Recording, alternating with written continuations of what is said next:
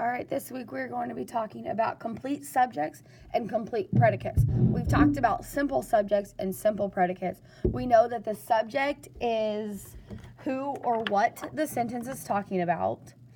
And then we know the predicate is what the subject is or what the subject does. I'm going to try to keep these videos really short so that you have plenty of time to do your work. So first is a complete subject. And the complete subject is all of the words in the subject. They tell exactly who or what the sentence is about. So this isn't just one subject. This isn't just one thing that they're talking about. It can be multiple things. It could be one thing, but it's also all of the words. So, the example, the big black dog licked the coffee mug. So they're not talking just about, sorry about the glare. They're not talking about just the dog, but they're talking about the big black dog. That is your complete subject. And then your complete predicate is all of the words in the predicate.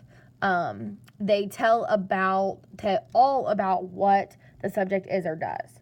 So it's the same thing. It's just all of the words. It's just not the dog licked. It's the big black dog licked the coffee mug. So they're just adding more things to it. And on your papers today, I'm going to do the example with you. And then on your papers, the one thing you'll notice is that the entire sentence is either underlined or circled. Okay, so again, up here it tells us the complete sentence contains all of the words that tell whom or what the sentence is about.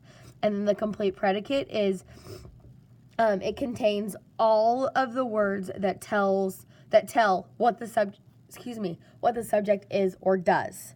Okay, so it says draw the lines that, oh, no, this is different than what your paper tells me to do. But your paper, you will either circle or underline all of your sentence. But this is just telling us, lost my thought, guys. It is telling us we're just dividing the complete predicate and the complete subject. So this one is just going to help us to know where we divide it at, so we know what to circle and what to not. Let me pull something up really quickly. Okay, so Sandra's friend lost the election. Well, who are we talking about? We know we're talking about Sandra, but we're also talking about Sandra's friend. So we know Sandra's friend is our complete subject. Well, what does Sandra's friend do? She lost the election. So we're going to divide it right there. Red and white balloons filled the cafeteria. Well, what are we talking about? We're talking about red and white balloons. What did they do? They filled the cafeteria.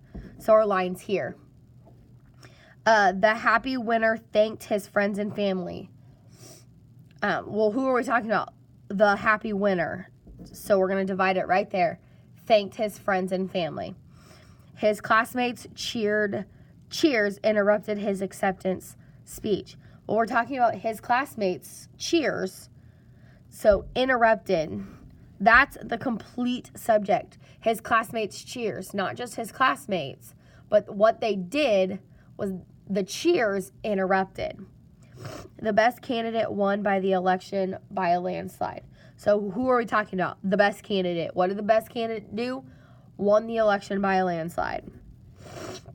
The class hopes the candidate will fulfill all of his promises. Well, what are we talking about?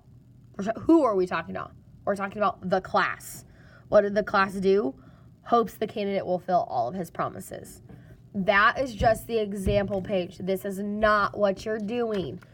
I will show you what you're doing, and maybe, if you're lucky, I'll do one example with you. Okay, you are turning to page 31 in your reader's notebook. 31. When you're finished with this, you are turning it into grammar. Okay, make sure your name is on your paper. And again, up here just tells you what each one is and gives you an example. But your task is to circle the complete subject. So we're circling the subject, and we're underlining the predicate. Okay, I will do one example with you. So everybody should get number 1 right if they watch this video. The girl with the blue balloon was running for class president. Well, who are we talking about? We know we're talking about the girl, but the girl what? The girl with the blue balloon. That is our subject. That's who we're talking about. Well, what was the girl with the blue balloon doing? She was running for class president. So you're going to underline the sentence. Okay? The poster with the sparkles was Renee's. Well, who are you talking about? You're talking about what are you talking about? The poster with sparkles. What was the poster with sparkles doing? Or is it was Renee's or Raina's or however you say that. Okay? Raina's parents and friends helped write her speech. Well, who are we talking about? Raina's parents and friends. What did they do? They helped write her speech. The past class presidents always worked to improve the school. Who are we talking about? The past class presidents. What did they do? They always worked to help improve the school.